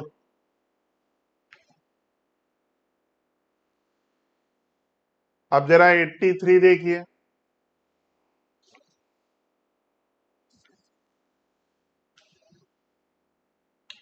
Uncertainty in the position of electron moving with A speed this. तो देखो यहाँ पे बेटा डेल्टा V निकालो, 3 इंटू 10⁻⁴ डिवाइड बाई 100 कर दिया, मीटर में आ गया बेटा, इंटू 0.011 अपॉन 100। ये कितना हो गया?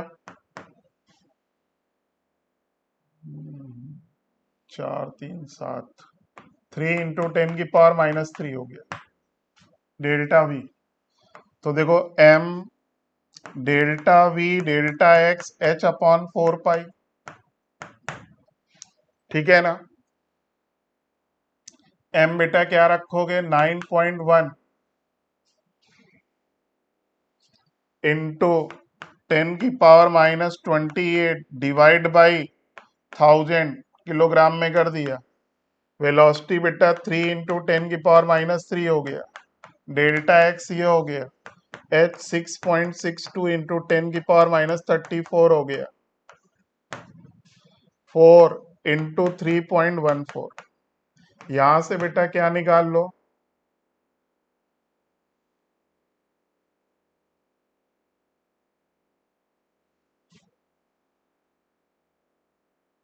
यहां से आप बेटा डेल्टा एक्स निकाल लो। यहां से डेल्टा एक्स सॉल्व करोगे तो बेटा ये आएगा 17 इंटू 10⁻⁻4 मीटर में। तो इसको बेटा आप सेंटीमीटर में कन्वर्ट करोगे तो 17 इंटू 10⁻² सेंटीमीटर 0.17 सेंटीमीटर हो जाएगा। तो 83 का बेटा थर्ड। देखिए बेटा question number 84 data based question है बेटा। स्ट्रॉन्गेस्ट ऑक्सीडाइजिंग आयन बेटा पूछा है। वैसे तो बहुत सिंपल सा क्वेश्चन है, लेकिन अगर डाटा आपको मालूम हो तो आप सबको मालूम है बेटा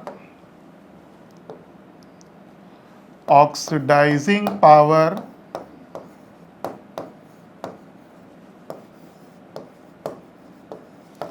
डायरेक्टली प्रोपोर्शनल होता है बेटा SREP standard reduction electrode potential. अब अगर बेटा अगर आपको डाटा याद हो, NCERT में पूरा डाटा दिया है डी ब्लॉक में, CO+3 से CO+2, ठीक है ना। ये बेटा 1.82 वोल्ट होता है। E0 Mn+3/Mn+2 1.57 वोल्ट होता है। कुछ में 1.52 दिया हुआ है, लगभग इतना प्लस का। ये बेटा E0 Fe++/Fe++, ये बेटा 0.77 वोल्ट होता है। और चूंकि ये बेटा D3 फॉर्म है, स्टेबल है, तो ये बेटा ऑक्सीडाइजिंग एजेंट यानी इलेक्ट्रॉन लेना पसंद नहीं करता। तो इसका E0 Cr+3/Cr+2 -0.41 वोल्ट होता है, ठीक है ना। तो ये तो बेटा ऑक्सीडाइजिंग एजेंट का काम ही नहीं करेगा, ये और ये करेगा। तो क्लियरली बेटा ऑर्डर क्या होगा, सबसे अच्छा बेटा CO+3 होगा, फिर बेटा आपका Mn+3 होगा, फिर बेटा आपका Fe+3 होगा। Cr+3 बेटा इलेक्ट्रॉन लेना पसंद नहीं करेगा क्योंकि इसका रिडक्शन पोटेंशियल बेटा माइनस है। तो करेक्ट आंसर 84 का बेटा क्या हो गया, फर्स्ट। डाटा बेस्ड क्वेश्चन है बेटा, याद रखना पड़ेगा डाटा। वैसे कॉन्सेप्ट क्या है, oxidising power directly proportional SREP, और बेटा कोबाल्ट+3 से कोबाल्ट+2 का SREP क्या होता है, हाईएस्ट, इसलिए CO++ का ऑक्सीडाइजिंग पावर बेटा हाईएस्ट। 85 देखो बेटा, 3 रिएक्टेंट हैं ABC। तो अब देखो बेटा ऐसे 2 एक्सपेरिमेंट चूज करो जिसमें A और B बेटा सेम हो तो C पे इफेक्ट दिख जाएगा। देखो बेटा A और B सेम, फर्स्ट एंड 4 ले रहे हैं बेटा। A is same, B is same, C को देखो बेटा क्या कर रहे हैं, C' बेटा पहले का डबल। रेट देखो बेटा पहले का 4 टाइम्स हो रहा, तो बोलो बेटा सी के रिस्पेक्ट में ऑर्डर विथ रिस्पेक्ट टू सी बेटा कितना आ गया 2, डबल करने पर 4 टाइम ऑर्डर बेटा 2, सी स्क्वायर हो गया। अब जरा देखिए सी फिक्स हो गया। अब आप लीजिए बेटा 1 एंड 3, 1 एंड 3 में देखो A is same, C is same, ठीक है ना। बी देखो बी इज डबल, ठीक है, बी डबल कर रहे हैं, रेट इज डबल, तो क्या दिख रहा, order with respect to B बेटा 1 हो गया। अब देखो बेटा सी के बारे में निकल गया, बी के बारे में निकल गया, ए ऐसा देखो बेटा जिसमें बी और सी सेम हो, बी और सी सेम हो, फर्स्ट एंड सेकंड ले लो बेटा, फर्स्ट एंड सेकंड, ठीक है भाई, फर्स्ट एंड सेकंड ले लिया बेटा। देखो B is same, C is same, B is same, C is same, ठीक है भाई, बी सेम है, सी सेम है, और आप ए को क्या कर रहे हो बेटा डबल, ए को आधा कर रहे हो, ए इज हाफ,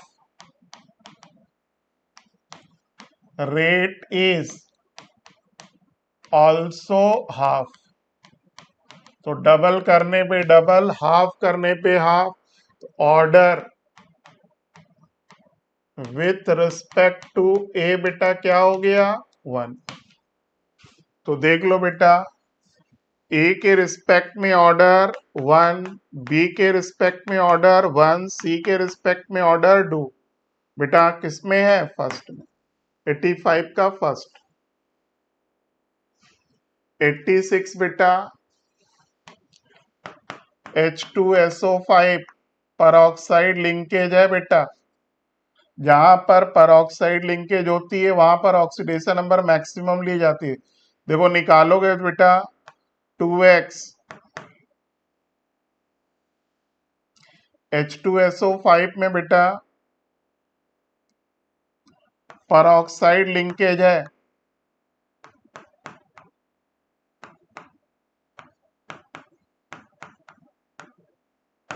इसमें आप निकालोगे तो बेटा आएगी +8, लेकिन एक्चुअल में क्या होती है +6 होती है।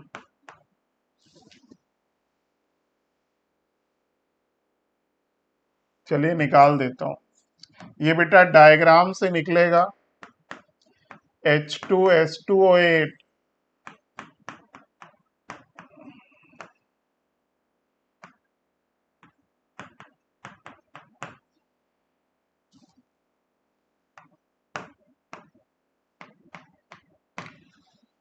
तो देखो बेटा ये -1 +1 +2 -2 +2 -2 +1 -1,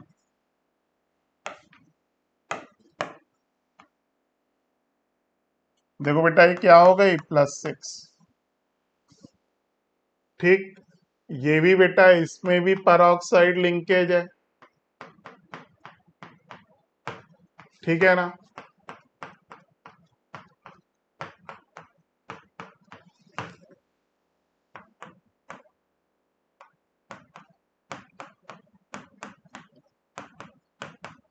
करके देख लो बेटा, +2 -2 +1 -1 +2 -2 -1 +1, यहां पर भी देखो +2 -2 +1 -1 -1 +1 +2 -2। देखो बेटा ये आपका +6, ठीक है। बाकी ये सब तो सिंपल है बेटा, इसमें कोई परऑक्साइड लिंकेज नहीं है। 2 × 1 प्लस 2x - 6 बराबर 0, x बराबर बेटा +2 आ जाएगी।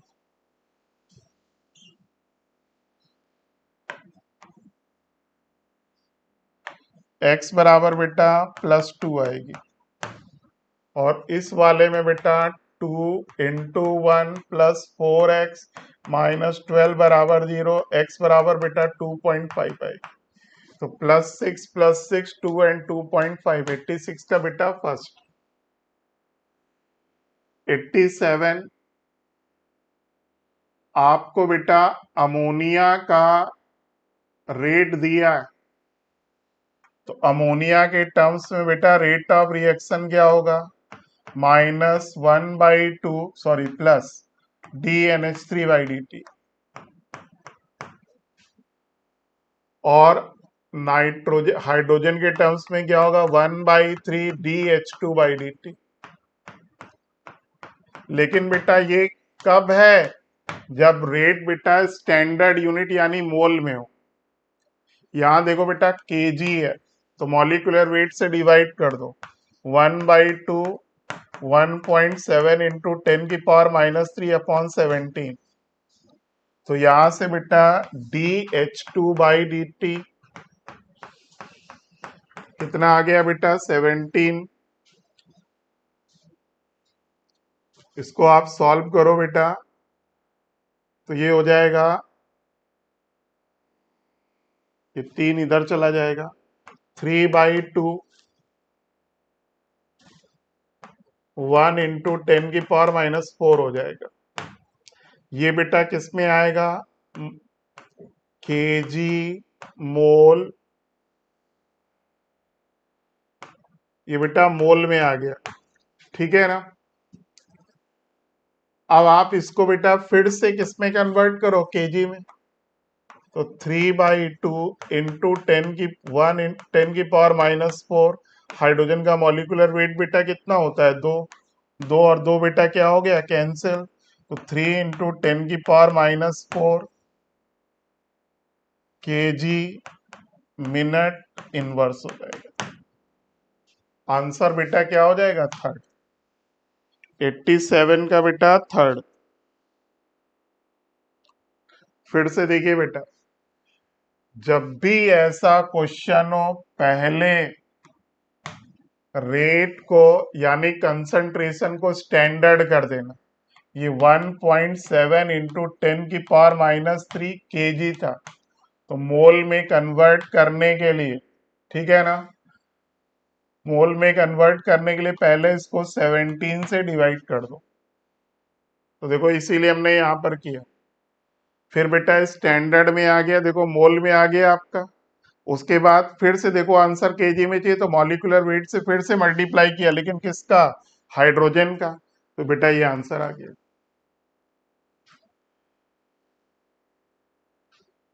88 देखो बेटा, लैटिस एनर्जी ऑफ NaCl दिया हुआ है। देखो बेटा हीट ऑफ सॉल्यूशन क्या होता है? जब आयनिक सॉल्ट को बेटा पानी में डिसॉल्व करते हो, तो पहले बेटा उसका क्या होता है? हाइड्रेशन,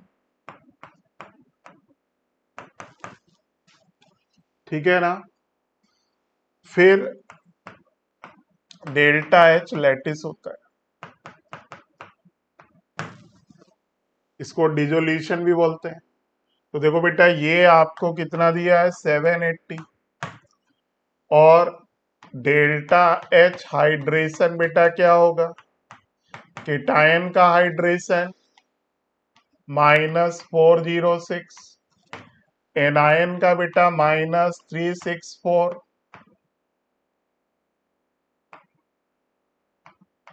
770 आ गया। याद रखो हाइड्रेशन बेटा एक्सोथर्मिक, तो ओवरऑल बेटा +10 किलो जूल आ गया। तो NaCl का पानी में डिसोल्यूशन बेटा एंडोथर्मिक, स्लाइटली एंडोथर्मिक होता है। तो 88 का बेटा सेकेंड। 89 आपके पास बेटा ग्लूकोज है, इसको इन्होंने ए नाम दिया।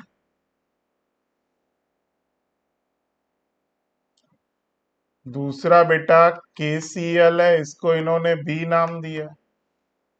तीसरा बेटा MgCl2 है, इसको सी नाम दिया। AlCl3 इसको बेटा इन्होंने डी नाम दिया। सबका आइसोटोनिक का मतलब सेम I इंटू सी। तो पहले का देखो बेटा 1 इंटू 0.1 है। दूसरा बेटा KCl का बॉन्ड टॉप फैक्टर 2 इंटू 0.05, 0.1 हो गया। तीसरे का बेटा 3 इंटू 0.05, 0.15 हो गया।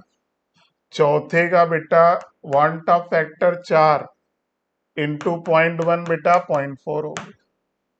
किसमें मैच कर रहा बेटा? ग्लूकोज यानी ए एंड KCl यानी बेटा बी। ए और बी बेटा क्या है? आइसोटोनिक। लास्ट क्वेश्चन देखिए बेटा, मैचिंग का क्वेश्चन है। पैराक्रिसॉल, साइड में देख लो बेटा, ये आपका पैरा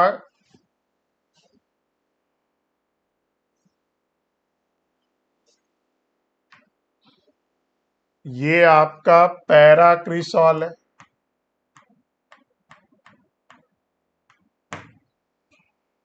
ये आपका बेटा पैराजाइलिन है।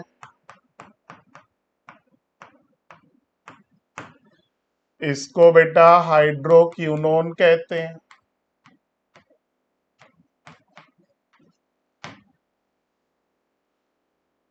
ठीक, इसको बेटा कैचॉल कहते हैं।